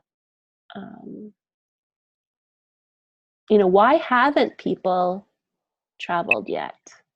Right. That might be an interesting angle to take too, that might generate content ideas. Fear of flying, fear of, you know, whatever. Or why do people hesitate? For us, it's like there's so many, like, my husband likes to be busy. I like to like relax. Like, it's so complicated. You know, my son has to have Wi-Fi, you know, like all of these factors. Yeah. So what discourages people maybe? Yep. Isn't it interesting how when we choose something and we start brainstorming, we want to toss the baby out with the bathwater. right away we go to, well, that name, we should, we've all done it. I've done it a million times. Why did I pick that name? And I think, Tristan, you were so brilliant in saying, hold on a minute, don't get ahead of yourself. How can we respin this? Yeah. How can we respin this? So even with traveling, if people have never, how do you respin the essence of traveling? Because people have in their mind, traveling means this, this, and this. Yeah. Traveling might mean getting on a bus and traveling your city and exploring your city like a tourist. Right. Right? Yep. Interesting. Yeah. Thanks. And we've all done that. That whole this whole exercise has been interesting because it's making us think about, respinning things. Like, don't worry about the name of it. Just see how you can fit what your dream is into that, and you'll come up with some good ideas. Yep. Cool. Thank you. Okay, Tristan, Storm, your turn, if you would like. Okay, I would love some feedback. Well, we would love some feedback. Sorry. Take over, Tris. True. Yeah. Just push him off the chair. We would love some feedback on how to structure our kind of biggest offering that we're going to do, because we've come up with 2 possible ways to do it, and we would love some feedback on, if you were going to be purchasing this, which would be most delightful for you. And I've got to think how to describe it to you, which is a bit difficult.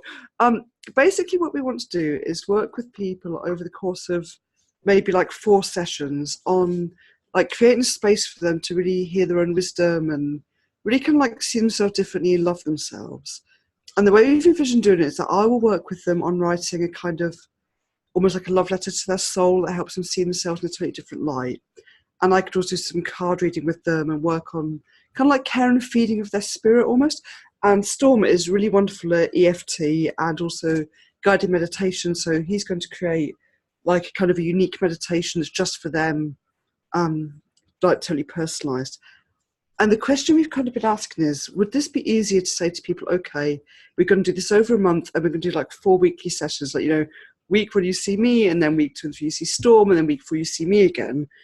Or would it be better to actually do it over the course of a week and say we do like maybe 2 half days, so it becomes almost like a retreat kind of atmosphere where you actually take like a half day or a whole day or 2 half days. You can tell we haven't figured this out yet.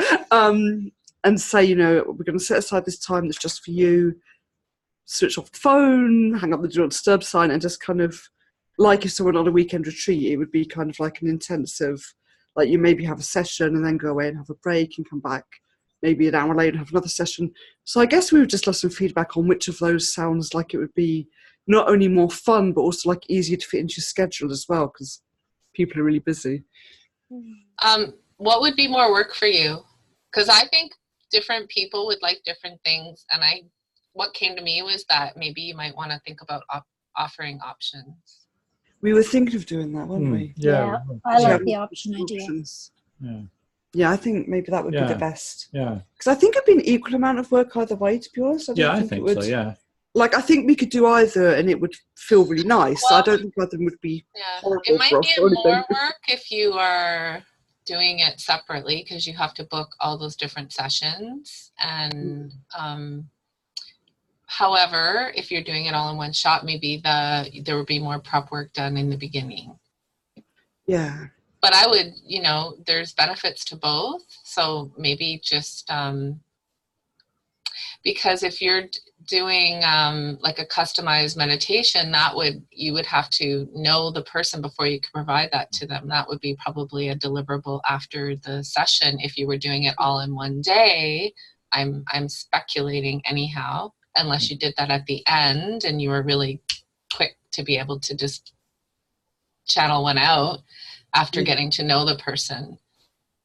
We did talk about the fact that no matter which way round we did it, they would need to have a session with me first, where I would kind of help them see what they needed to work on and what their strengths are. And then if we did do it over like a short period, there would still be kind of a break where they would have the session with me first, then maybe 3 days later, when I've had time to actually write their love letter and kind of pass the information to Storm, and then we would do the rest all together. Right, like a kickoff call or like intake, whatever you call it. Intake session. You nominated me for those. Yeah. Yeah, I think that's what we would do. Yeah, but that's I like a good idea, because you definitely want to know who they are, what are their goals, what do they want to get out of this, and then all that good stuff. So if you need intake to generate the information for you to produce the rest of what you're going to do, then to do it the way Lori suggested, you could organize your workflow with, this day of the week, we have room for 3-5 intakes. And then you just have to balance yourself on that. And then the rest of it can be their virtual spa day where they get all their services delivered. I really like that idea because I don't know about you, but I tend to work better if I do have set days for things. Yeah. Like I find I work really well if I have like, this is an admin day and this is where I work for this client. I work really well like that. So I think that would work really well for me, definitely. Yeah. Thank you. I think it's important that you also do what works best for you. Yeah. Like it's good you want to obviously serve the client with what works, but if it's not working for you, then there's a disconnect right there. Yeah, totally. Yeah, awesome. And you'll find the clients that work within your offering, right? Yeah, that's true. So if you're going to set it up like spa days or over a period of time, or that's the client will be fine with that, and those that aren't won't be, and they aren't going to be your ideal client anyways, right? So set it up. I agree with Lori. Set it up the way works the best for you folks, and then you put it out there, and they will come. Build it, and they will come. Thank you. I think actually we needed that reminder. Yeah. You could also do market research. If you have social groups of what appeals to you, just to get a feel of what people might like, if you want to have that and marry it with what you like. Yeah. Market research is so good because sometimes we think we're building what we think people want, and then we realize that it's not. Yeah. I think it goes nicely with if you do continue to call it a spa day. People are used to the concept of taking a spa day and taking that time, that concentrated amount of time to in their schedule, and it is almost like a gift to themselves to have that time set aside. So that is something I really want it to feel like for people, actually, kind of like a gift they're giving themselves, because it's kind of the gift of spending time with you. So I like the idea of actually talking about it as a gift to book that time. Mm-hmm. Yeah. I will personally always choose a concentrated amount of time over something being broken up, but that's just my preference. I suppose as well there's an element of knowing our work, what is actually going to work better for people. We've done like retreat days and things in the past. Yeah. Because I do kind of think sometimes if you do it like one session a week, people might come, rushing in, and it's been really busy and they've just like set aside this hour. Whereas if you do it as a spa day, then they're intentionally taking that whole time out. It might be more effective that way, actually. Okay, I've just answered my own question. You're all awesome. Thank you. And try it out. Try a few out, and you can always change it. You'll see what works, and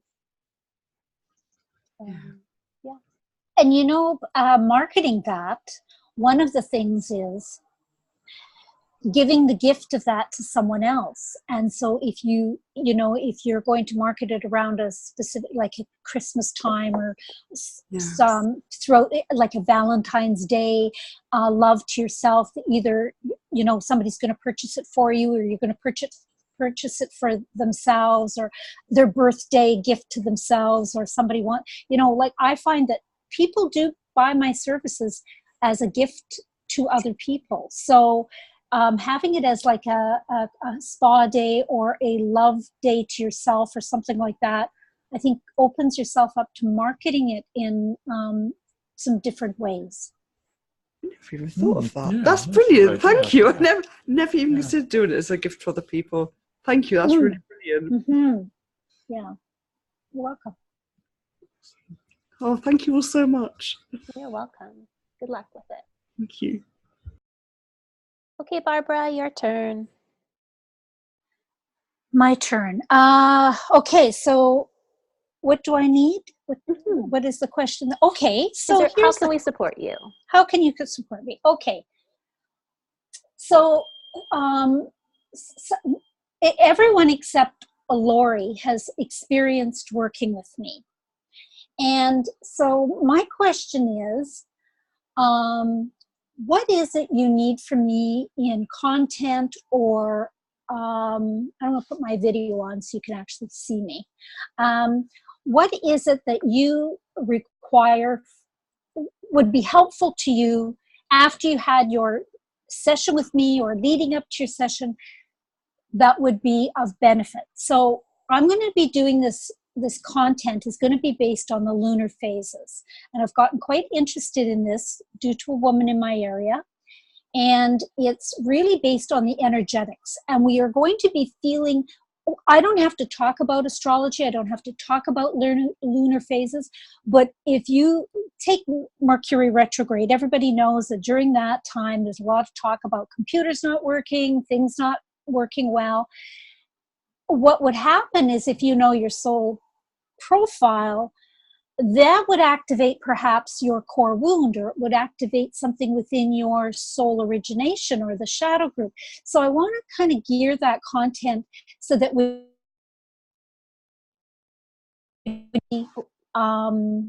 it will invoke something within your profile that you'll go, oh, okay. And then to give some sort of resources off and on too that would help support that. Does that make sense? Yes. And just for Lori, you know human design, right? Yes. So it's similar, but not the same. But you find out through Barbara's Soul Genesis, you find out things about yourself through this lens of Soul Genesis. Yeah, and it comes through the Akashic records. Yes. Lori, so that's how we get the information. And I do someone who took your course. What's that? Okay. You know someone? Well, somebody I know just said she's doing a Soul Genesis course. And pilots. Yeah. Just sort of off topic, but that's okay. Yeah. There is a few people. Yeah. Cool. Yeah. So that's kind of where I'm at with that. So what would be, so am I on does this appeal to you? Am I blowing up the wrong tree? What's the deal? Like when I talk about this stuff, do you go, oh, that would be kind of interesting to know that I would get some information every week or whatever, my blogs or my Facebook posts or whatever would have this underlying theme. I like the idea. I would find it valuable to, to have that top of mind. Hey, based on your Soul Genesis, and the lunar phase right now, don't be doing this and that. That's not gonna, to have like really this right pertinent thing, because for you it might be second nature. For me, I have to stop and think back and even go back and listen to when I did that with you. Yes. And integrate it all the way in, but then to do the abstract thinking of saying, and so that translates to how you should be showing up in your business right now, or that translates to, that is a little more, I think that's what you bring to the table. So by having something regularly that goes down to that level, I think that would be very valuable for me. Thank you. What about Tris, Storm? Have you got anything to add to that? Are we on the? We're on now. We're on now. Yeah. We're still muted. Yeah. Oh, good. Yeah. Good. Never happens. So you talk almost like doing a kind of like the equivalent of a horoscope for people, saying people who are such and such a blueprint on this day will. So it'd be almost like doing a horoscope column. Yes and no, because some people may not be. I want to do it. How's the word? I want to use it almost as a, what is the word I'm looking for? Subtle. It won't be like, the prompt might not be today's element is a fire day, so you're going to feel intense, blah, blah, blah. And this is going to, and I might pick a theme on a core wound around that. It won't be quite that direct, because not everybody will kind of, there's those that might not be quite in tune with that. But what might be better served is if you get a prompt, you get either through something in Facebook or something in a newsletter that kind of addresses it in a general theme. So like I wrote a blog about, I said the Mercury retrograde, and at the time the Freddie Mercury movie was out. And I kind of made some references to what it was like, going through this retrograde, but on an everyday scale. Like I don't necessarily want to address it that clearly, but I want to get people thinking by just having that topic or that message, and then bring it into what's going on. If it's a core wound, is it a trauma you're healing or something? But it doesn't always have to be that you're trying to fix something or you're broken or you have a trauma. It's more about just getting you to reflect. Okay, and I will address it somehow, I think, to relate to your part of your profile, but there's going to be those people who've never had a profile from me that I'll want to get into my community. So that's why I have to kind of do it in a way that they kind of get used to having these prompts that go, oh, I wonder what that means. And those that know what that means will go, oh, I got to look at that a little deeper. I don't know if I'm explaining that very well. Barbara, I think maybe what you're trying to do for people is interpret the larger experience that's happening according to the lunar schedule or lunar phase. Yes.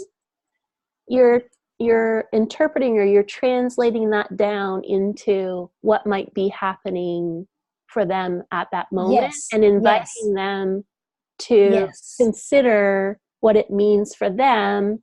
And you might do that by saying, oh, it might be is it activating a core wound? Like, yes, it's that connection, I think, that you're trying to make, and that translation. Yes. Is that right? Yes. That interpretation. Yes. Yeah.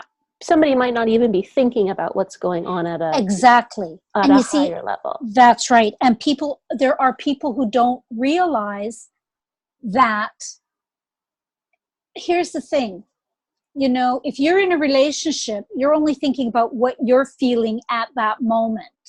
But if you get a newsletter or some kind of content that goes, if you're thinking about this, chances are your partner is thinking about this, and that's why you might be having these kind of interactions right now. Oh, I never thought about that, because we always just look at it through our perspective. Mm-hmm. So it's those kinds of things that I want people to go, oh, like you say, there's this larger picture that's going to affect us. And then how does that show up in our various aspects? Are we going to be using some kind of coping strategy? Are we going to be trying to, so there'll be certain phases that are perfect for releasing and letting go. So that's when I would say, okay, so what's going on in your life right now? And this would be a good time to do this, this, and this, right? Yeah. Yeah. Okay, that makes sense. Anybody out there want to chime in to say, okay, now I see what she's talking about, since Mary so eloquently put it into everyday speak. Would it be helpful? Like how practical it is. Mm-hmm. Like I find that part of it really appealing. It's a really practical, doable thing that you're kind of, and then that's going to build up that expectation for people that when they hear from you, it's be like, oh, you know, Barbara's going to get me thinking things. I mean, in a really positive way. And I think that's like really, really good, because I've always found that, like, having worked with you, I've always found that one of the things I love most about your work is it's like, it's so esoteric but so practical. It's like it's so applicable to everyday life. So I kind of feel like this is an extension of that, which I think would be like a wonderful support for people who've worked with you, but also a wonderful lead-in for people who haven't. So it kind of works both ways, which is awesome. Okay, good. Yay! I'm on the right track. Okay, that's what I wanted to know. So stay tuned. In your inbox is coming close to you next will be your thought of the day. Perfect. All right. Has anything come up for anyone through this that you just want to, that you've thought of, that you want to check in?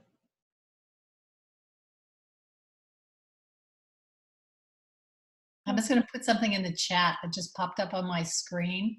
Mm-hmm. Which is very woo-woo that it happened right now. Hang on.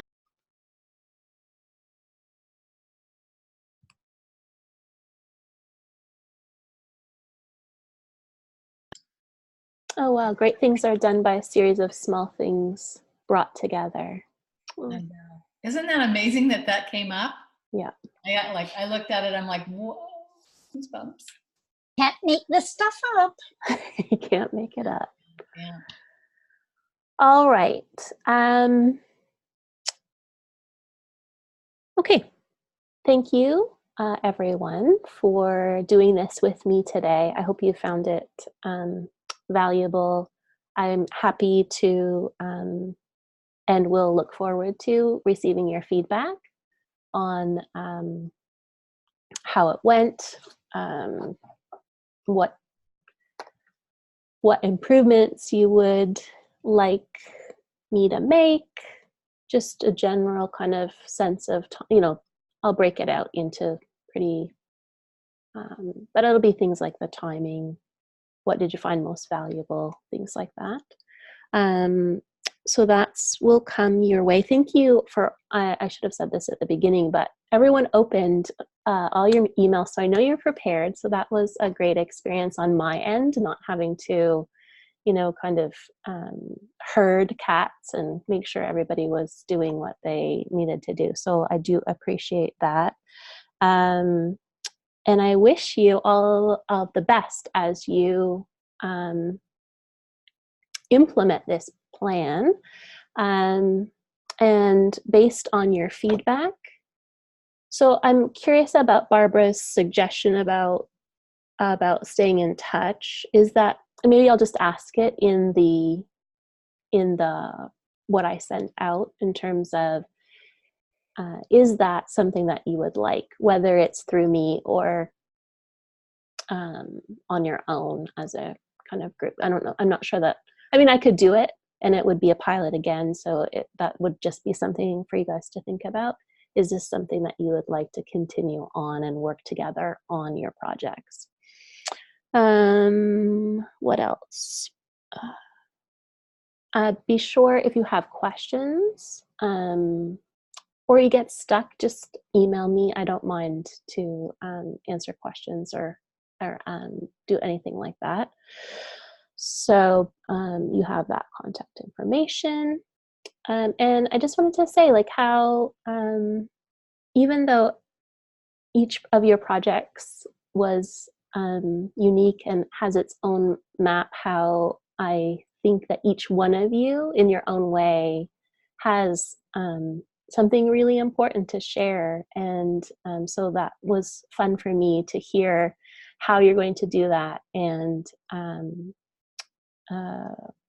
really wishing you all of the best as you implement it. So keep me in the loop and make sure that I see, Cindy, I've followed you, so I'll see what's happening on there, and Lori, we're in touch. So Tris, basically I'm going to see. I'm not going to be monitoring you and your actions, but I am anxious to see how this all plays out for each one of you.